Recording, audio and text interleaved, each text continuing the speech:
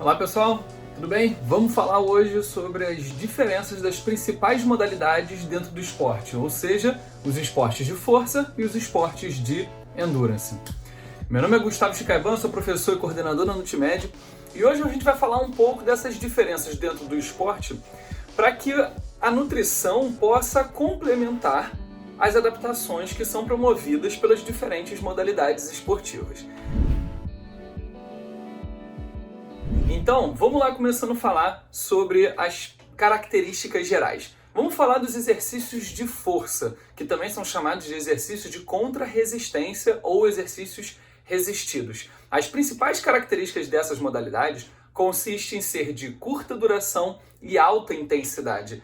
E essas características é o que faz dessa modalidade usar os principais sistemas energéticos de curta duração, que são o sistema ATP-CP e via glicolítica, que inclusive já tem um vídeo meu aqui no canal falando sobre esses dois sistemas energéticos. Sabendo disso, a creatina fosfato tem como principal substrato a creatina, que inclusive nós já temos de estoque nos nossos músculos. E a via glicolítica nós temos como principal substrato a glicose e os carboidratos. Então, olhando por esse lado, se eu tenho um atleta que faz a modalidade de força, esses acabam sendo os principais substratos que podem ser utilizados como recursos ergogênicos, ok?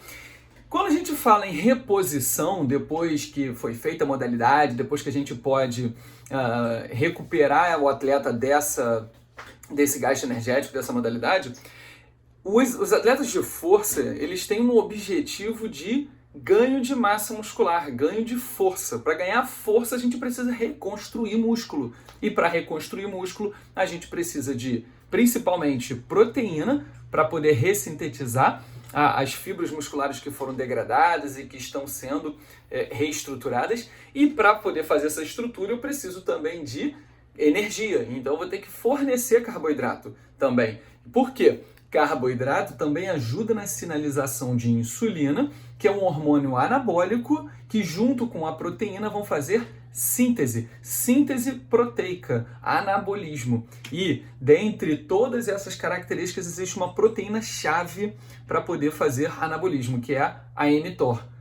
É a mTOR que é o alvo da rapamicina em mamíferos. É uma proteína que sinaliza todo o nosso núcleo a fazer síntese proteica. É uma proteína de sinalização.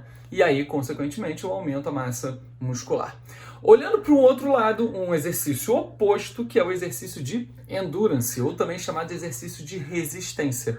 As principais características desse exercício é ser de longa duração e moderada intensidade, de leve a moderada intensidade. Então, quando a gente percebe, o metabolismo é outro. Agora a gente está falando do sistema aeróbico. E o sistema aeróbico, a gente está falando de um sistema mais complexo, né, que envolve não só a via glicolítica, mas também envolve todas as vias metabólicas da mitocôndria, como o ciclo de Krebs e fosforilação oxidativa. Então, sabendo disso, a gente acaba utilizando outros substratos, como carboidratos, proteínas e lipídios, ou melhor, monossacarídeos, aminoácidos e ácidos graxos como fonte energética, além do glicerol, quando metabolizado os lipídios, certo? Então, olhando por esse lado de recursos ergogênicos, a gente pode ter vários suplementos que podem auxiliar no metabolismo aeróbio. Dependendo, a gente pode até fazer um outro vídeo falando um pouco sobre isso. Se você até tem interesse nisso, deixa nos comentários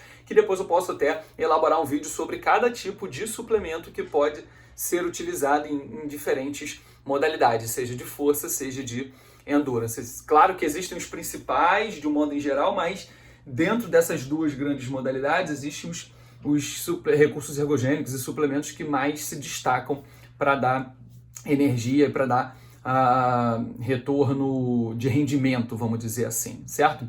Bom, então quando a gente fala de reposição, se a gente utiliza carboidrato, proteína e lipídio, a gente vai ter que repor carboidrato, proteína e lipídio também. Pensando pelo lado da proteína para recuperação muscular, carboidrato e lipídio como fonte energética, principalmente carboidrato para recuperação de glicogênio e lipídio como uma fonte energética que não precisa de exagero. Claro que tudo isso vai depender do objetivo do atleta, certo? Então, no Endurance, durante a prova de longa duração, a gente também prioriza muito as vias catabólicas, por isso que eu utilizo todos os substratos energéticos. E as vias catabólicas, eu posso dar destaque para uma delas, que é a beta-oxidação. A beta-oxidação é uma via de degradação dos ácidos graxos, dos lipídios, que é uma via importantíssima na produção de energia e também pode contribuir para o emagrecimento. Além disso, onde que está toda a sinalização dessas vias catabólicas? Existe uma proteína-chave para poder contribuir para o catabolismo e o metabolismo aeróbio, que é a proteína AMP quinase. É uma proteína quinase dependente de AMP. Por quê? O AMP vai estar muito alto, porque todo o ATP já foi gasto durante o exercício físico, certo? Então, o meu exercício está tentando produzir ATP e não consegue produzir mais, mesmo que esteja produzindo, ele vai estar gastando e, consequentemente, vai aumentar muito as moléculas de AMP que sinalizam pouca energia.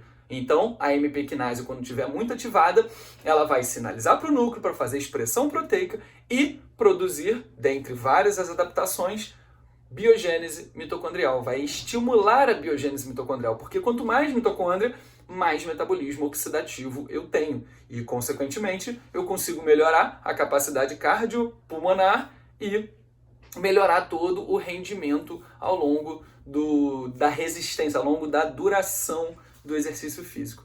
Beleza?